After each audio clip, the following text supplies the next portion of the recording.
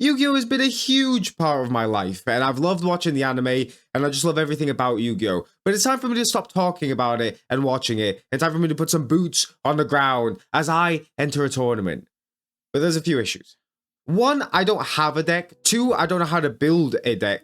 3, I haven't played Yu-Gi-Oh! In months now. And 4, I have never entered a tournament in my life. So we're going to change that all in the space of a week. So the first thing I decided to do was do a little bit of research. So how do you start a deck? The easiest way to start a deck is by buying a structure deck. And the structure deck I'm going to go into this tournament with is the Crimson King. So before we open this up and see what bad boys are in here, I'm going to give you a few reasons why I chose the Crimson King deck. 1, it was cheap. 2, it seemed like an easy-ish deck to build around that didn't need a lot of stuff going on and it's semi-competitive. And 3, it's the closest deck to a Stardust deck, which is the deck I used in Master Duel because it's my only experience of Yu-Gi-Oh! That I've had recently. And I thought it might be easier to transition from that into this. So I thought, you know what? This will fit pretty nicely. Not only that, I don't like Link cards. I hate Pendulum cards. I don't mind XYZ, but I have no experience with them. So I thought Synchro cards are probably the easiest thing I could get into, whilst also being semi-competitive within the game. So, let's open these bad boys. Okay, so here we are. What yummy goodness are we gonna have? I kind of already know because it says most of them that they have in a year, but I want to actually see the cards. So if I can open up cardboard. Okay, so I've opened the deck because I struggled to open the deck, so I thought it might be easier to do it this way. So the first card we have is Soul Resonator. He's gonna be a good card because from what I can remember of this deck, because I did watch a little bit of 5Ds. A lot of the Resonator cards are going to be used to help me summon like the bigger Synchro cards, so he'll be good.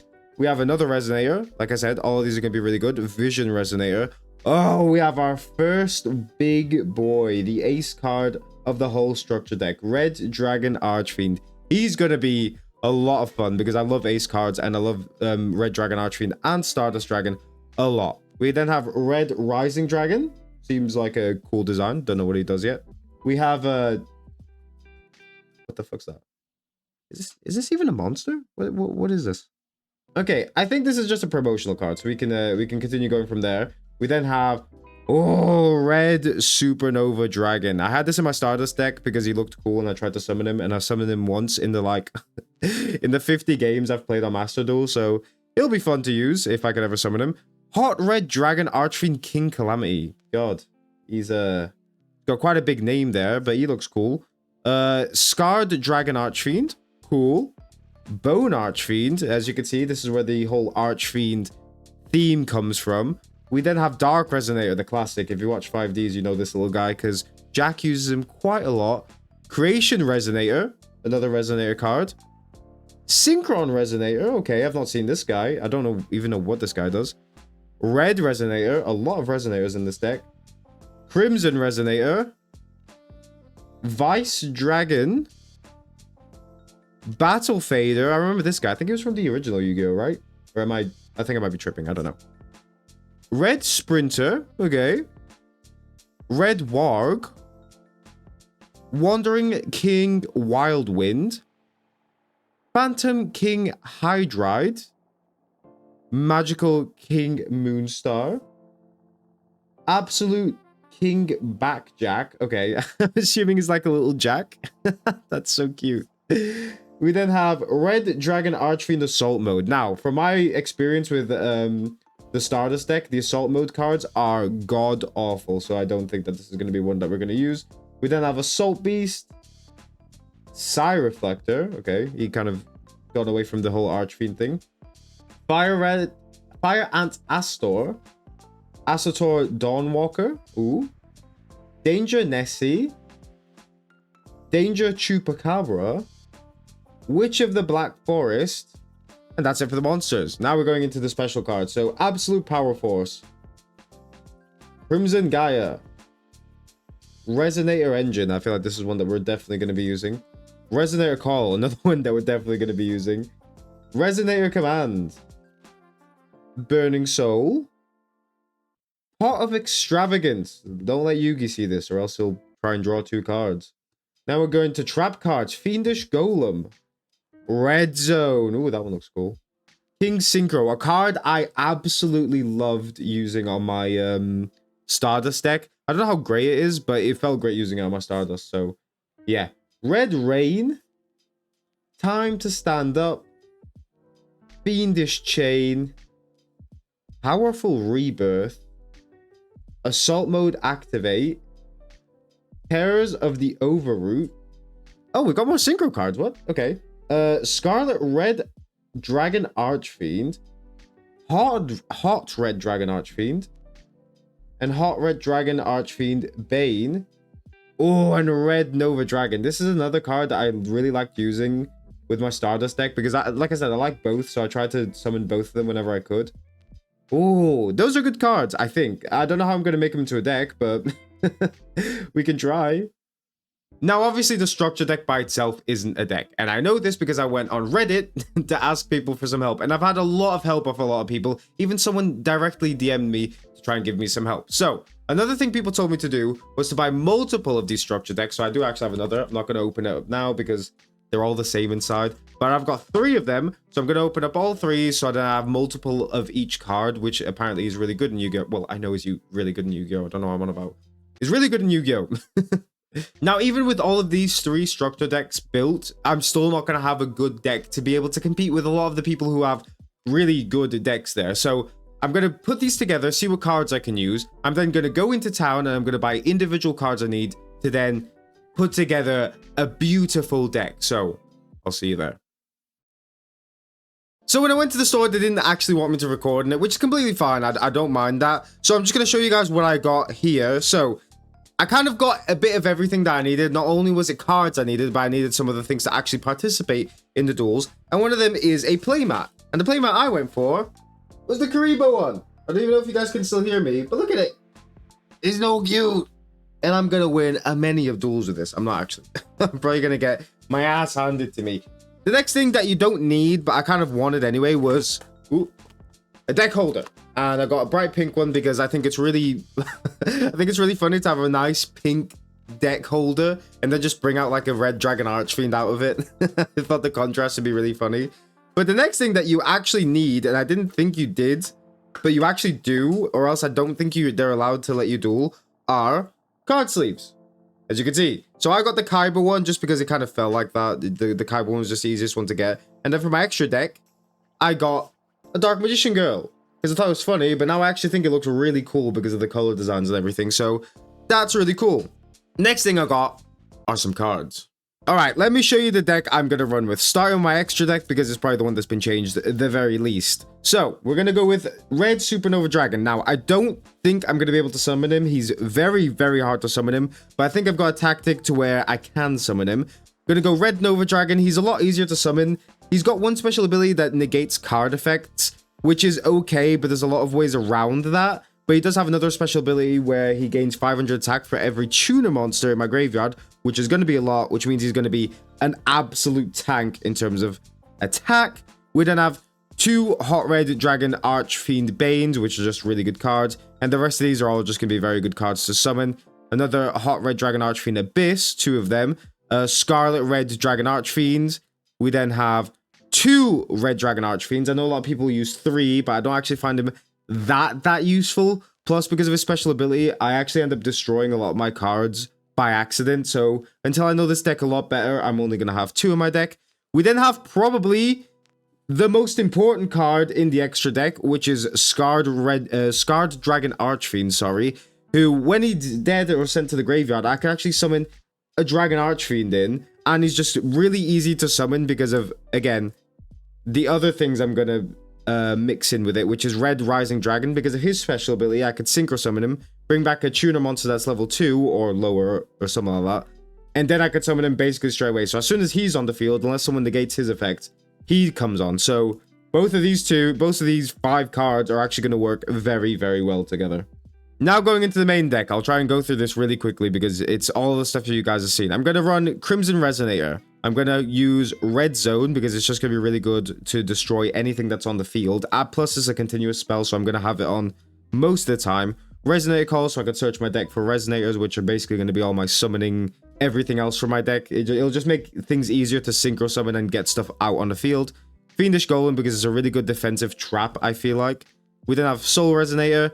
Bone Archfiend's also going to be really good because I could summon him from the grave or my hand through, like, sacrificing stuff, which is also good because then stuff goes into my graveyard, which helps Red Supernova Dragon, and other card effects that help bring stuff back from the graveyard, which is good.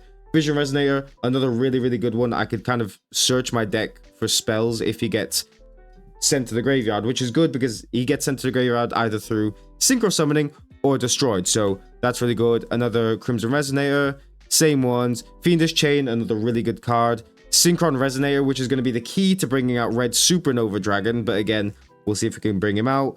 Same cards again. Resonator Command, not my favorite card in the pack. I feel like I could use it a lot better, but as for now, I don't know how to use it to its fullest potential, but we'll see during the fight. Wandering King Wildwind, again, kind of like Archbane, a level 4 card that's really, really good to summon, and a lot of the Resonator cards can actually search this from my deck and bring it in, so that's going to be good. Red Rain, I've not had a lot of experience with it, but it seems really good, and a lot of people tell me to use it. Again, same ones. Astor Dawnwalker. This card I thought sucked, but because of his special ability, and he's not too hard to summon on because of his other special ability, he's actually really good for synchros because he'll summon someone else, which I'll show you in a bit when he pops up. Another Crimson Resonator, which I think is one of the GOATs in this deck. He's really, really good for this deck. Resonator Command, another Bone Archfiend. Crimson Gaia, another super, super good continuous spell card I'm going to have on next to Red Zone. It's just beautiful. If you guys want to read, you can go online and check it, but it's a really, really good card for Red Dragon Archfiend decks. Another Fiendish Golem, Wandering, Crimson Gaia, Zone, another Astro Dawnwalker. Still the same cards until we get to the other boy. Where's the other boy? Oh, King Synchro. This is another one that I thought I shouldn't have.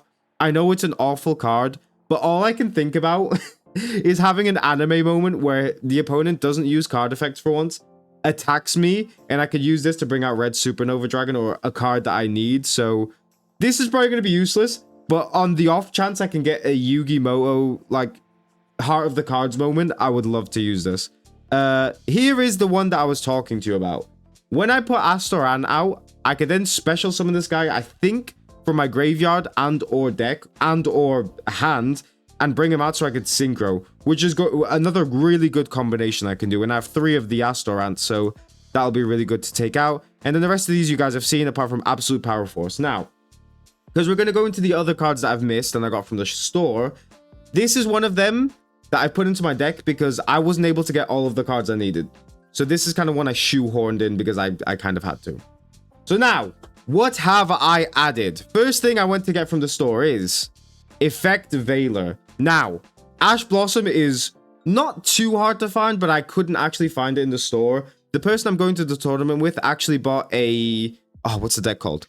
A Trap Tricks deck. And the Trap Tricks deck actually has Ash Blossom, but I'm not going to buy a structure deck for like £10 just for 3 Ash Blossoms, or even 1 in that case when I'm not going to use the deck. So I kind of looked for an alternative, and Effect Veiler seemed like the best alternative. Too sad that they only had 1 in store.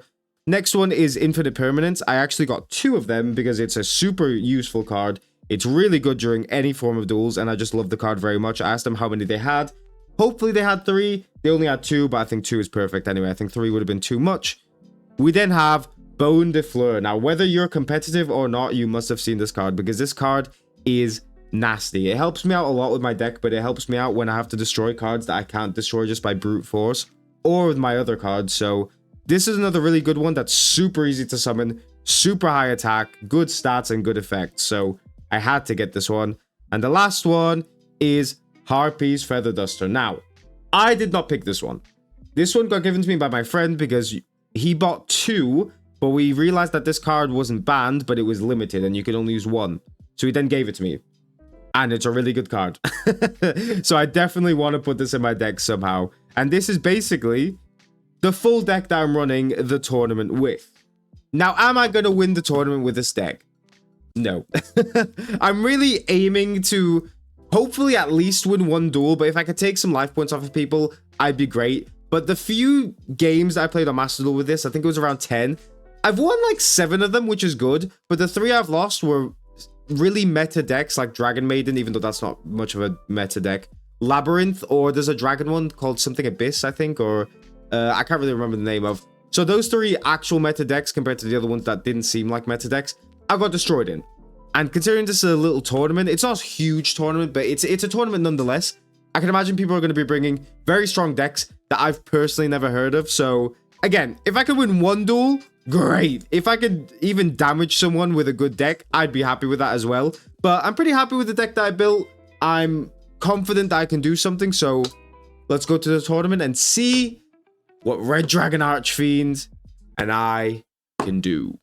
So I'm going to comment all of the duels that you're going to see here today, purely because, well, you can't really see the board because of the way my camera is angled. And two, during Yu-Gi-Oh tournaments, there's always a lot of people in the room, so you can't really hear what we're saying. You can hear bits, and there might be some stuff in the video that I'm going to let you listen to, but for the most part, you can't really hear. Now, this guy that I'm dueling was what it seemed like the best duelist of the day, or at least what a lot of people were hinting to me at, and he's using a Snake Eyes. Now, I didn't know what a Snake Eyes was, but from what I got that people were hinting at me at as well, it seems like a very, very, very strong deck, and trust me, I felt it. So he starts off by summoning a monster, special summoning another, and then I think special summoning a third one. He then gets rid of both of them, and then Link summons this monster. Now, I actually can't remember a lot of the duel, but I remember that this monster in particular caused me a little bit of hassle because he could kind of bring monsters back and stuff like that. So exactly like this, like you're seeing on the screen now.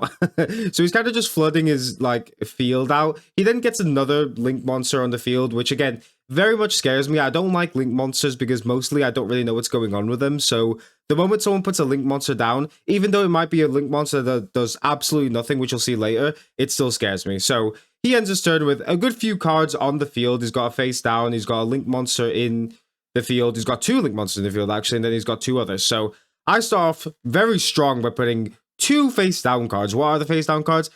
I don't remember. It could literally be anything. It's more than likely Crimson Gaia and Red Zone, but again, could be Fiendish Chain, I don't know. I then put a Vision Resonator or Resonator Call, the spell card that lets me put a Resonator card on the field, and summon Crimson Resonator. The reason being, Crimson Resonator just lets me summon other cards from my deck. Now, I'm pretty sure he negated it by using Effect Valor, so I didn't actually get to use his full ability where I could get another card from my deck. So at this point, you can see I'm a little bit stumped, and then he kind of takes my turn to put some more monsters on the field and search his stuff. So he then ends up destroying my Crimson Resonator, which I put down, and he banishes my face down card, which I didn't even realize you can banish stuff face down or face up, but he only banished it face up. I don't know what the difference is. Still new to Yu-Gi-Oh! Still trying to figure things out, so I ended up banishing that. I'm now left with one card face down while this guy's just going absolutely fucking ham on the field. He's got 5 monsters on the field, and he's still got another zone, I think, readily available to summon yet another monster, which scares me, so yeah, very scary. He then finally lets me play my actual turn to where I summon Archfiend Bone, or I can't really remember his name, you know, the one that I showed you earlier on in the video. I then summoned another monster, which I cannot remember what it was, but it was probably level 2, because then I'm going to synchro summon that to bring out Red Rising Dragon, I believe. So Red Rising Dragon's special ability then lets me bring back the level 2 that I synchro summoned. However, he does not let me do that. He actually negated the effect, as you'll see in but a second, where he starts talking about negations and stuff like that. You see him put the effect Valor down, which, yeah, kind of hurts. So now I just have a I just have a synchro monster with not a lot of attacks and not really any other special effects that can really help me. So I only end up going and attacking, and I do 500 life points of damage, which to me, absolutely huge considering it's my first duel. So we then go, he's nice enough to put the life point counter up there for us. So thank you very much. Everyone here was really, really cool, but I'll talk about that towards the end. So he then uses an effect where he puts my synchro monster into the spell zone, and you see me ask him, "Oh, so is it here forever or just for a little bit?" And he goes, "Forever." So that really scares me. But I reply back with a red zone, and because I still have a synchro monster, even though it's in my spell zone, it still counts as a synchro monster on the field. So I use red zone in order to destroy one of the cards on his field. And I think I end up going for one of his Link cards, if I remember correctly. And you can see my face here. I'm just, I'm so overwhelmed and just so outclassed. It's crazy. He then goes to attack me because, well, I have nothing on the field. And he does 3,000 points of damage. He then continues with the onslaught. He does some more damage. I'm down to 2,500. Yet again, continues. 800 life points. And he seals the deal. One last attack. Kind of hesitant, but finishes it. And that's the first duel. Now we're into game 2, and I'm going to give you the spoilers here. I actually win a duel, but the reason I'm giving you the spoilers here is because this guy let me win. He was holding back so much, and yeah, I'm just glad he wasn't going full hog on me because he knew my deck better than I did, so yeah, not great. This guy was rocking a deck, I believe, called the Menadian deck. I don't really know much about it. It didn't seem very strong because it didn't seem to give me that much trouble, but he was also going very easy on me, so yeah. So, as you can see there, I use Effect Veiler to kind of negate his effect because he's already got a Link monster and 2 monsters on the field. So I'm kind of trying to just stop him in his tracks to make sure he doesn't summon anything else. But as you can see here, now that the clip changed, that doesn't fucking matter. He's just fucking summoning off the wazoo. Like, Yu-Gi-Oh! Nowadays is all about chains and summoning as many monsters as you can. And as you can see here, one Effect Veiler or an Ash Blossom or anything is not going to stop people because they'll always have backup plans. So he then gets rid of all 3 of them to, I believe, synchro summon a monster. That even though most people have a lot of Link cards in their deck, this guy seems to have mostly synchros with 1 or 2 Links, which is very good for me because I'm very scared of Link cards and not so much synchros. So as you can see, I draw that card from my deck with all the confidence in the world because I believe that Link cards are going to damage me a lot more than synchros. I then put one of the resonators down. I can't really remember exactly which one it is. And then I use something Wildwinds. I forgot his name. Something the Panther card. Because this special ability allows me to special summon him if I've got a resonator with 1,500 attack or less. Or it's a fiend monster with 1,500 attack or less. I then give up both of them to synchro summon Red Rising Dragon, but before I use Red Rising Dragon's special ability, I'm going to use Vision Resonator special ability to search my deck for a card that has Red Dragon Archfiend in the description of the name. I then use Red Rising Dragon's special ability to bring back a Resonator or a level 2 or lower monster from my graveyard. I then give up both of those cards to synchro summon Scarred Red Dragon Archfiend. Beautiful card. As you can see there, we then both trade because this card does not allow him to be destroyed by battle. No, sorry, I'm thinking of a different duel ahead of time. We actually both had the same amount of attack points, but this big brain right here in my skull decided that because of a Scarred Red Dragon Archfiend's special ability, I could trade and then bring an Archdragon Fiend from my deck. God, I can't even speak. A Red Hot Dragon Archfiend from my deck. So, very high IQ from there. So I put a card face down, I end my turn. He then starts off strong by trying to destroy my card by attacking, but I then activate Red Zone, which we all know what it does. Destroys a card if I've got a Synchro or an Archfiend card in my field. So I then decide to use it to destroy his monster there, which has a stupid amount of attack points, and my Red Dragon Archfiend gets destroyed because of one of his abilities. He then attacks me directly and does 500 points of damage, which isn't going to do a lot for me. Isn't going to do a lot. I then start off strong yet again by summoning Arch something Bone, you know which one, the skeleton one. And I use his special ability in order to discard a card from my hand so that I could special summon him, and as normal summon a Resonator, so then I could synchro summon yet again, because I love synchro summoning, to bring Red Rising Dragon out. I then use one of my card's abilities, which is Vision Resonator, again, search my deck, all good and dandy. I then use Red Rising Dragon's special ability to bring back one of the cards. Yet again, you're kind of seeing the Red Dragon Archfiend's combos here quite a lot. It's all of the same combos. I then bring him out. I then bring a Red Scar Dragon because of the ability of the card that I have somewhere. To be honest with you, I don't really remember a lot of this duel, but I did it somehow. I then decide to attack him directly, do a stupid amount of damage, and he's down to 4,900. He then starts his turn, and I believe, yeah, this is where he puts a card face down in defense mode because I believe he said he bricked. And this is where you can see that he's going easy on me because he's very new to this deck. I then put Crimson Gaia down, which when Crimson Gaia and Red Zone are both on the field, very strong cards to have, especially when you have a Synchro monster already there. I then pop a card face down, another card face down, and you know what's happening. Same song and dance. I'm going to get rid of both of them. Oh, actually, I'm getting rid of Scarred Red Dragon Archfiend because he's mostly good in the graveyard because then I could special summon other monsters. But yeah, I'm going to give him up so that I could synchro summon, I believe, Red Dragon Archfiend Bane. Either that or Baron de Fleur. It's Baron de Fleur because I'm destroying his card. That back card, that back card face down was scaring me a lot. I then destroy his monster face down in defense mode. It activates an effect, but I believe it's to special summon another card from his deck. Yeah, you can see another card there. But that doesn't scare me. I've got all the confidence in the world. I use Red Zone to then destroy his field spell. I'm basically just destroying any outliers, anything that could even remotely turn this duel around. And if I see a monster face down or a monster in defense position that doesn't have a lot of effect, that's fine by me. I'm willing to take that gamble. It then goes back to him as I'm out of attacks. He then summons another monster next to his defense position monster to then synchro summon this synchro monster. But you know I'm not going to let him. I then activate Archfiend. I forgot which spell card it is, but the one that negates the card's effect. So good. This card saved me a lot of hassle throughout this whole duel and throughout many of the other duels here. So I negate his effect to then summon other stuff from the deck. But again, that doesn't stop him. He then brings a synchro monster onto the field and destroys my Archfiend Bane, which is all fine because then I can activate Scarred Red Dragon Archfiend's special ability to bring another card back. I'm probably butchering this. I don't remember a lot of these duels, but I'm going off the cuff here. I'm going by what you're looking at and what I'm looking at and from what I can remember. So as you can see here, I just start again just summoning as many cards as I can. I want my front line to be as loaded as possible. So if he even thinks about turning this duel, I still have a good defensive line. But in a second, I'm just going to be synchro summoning all of these again.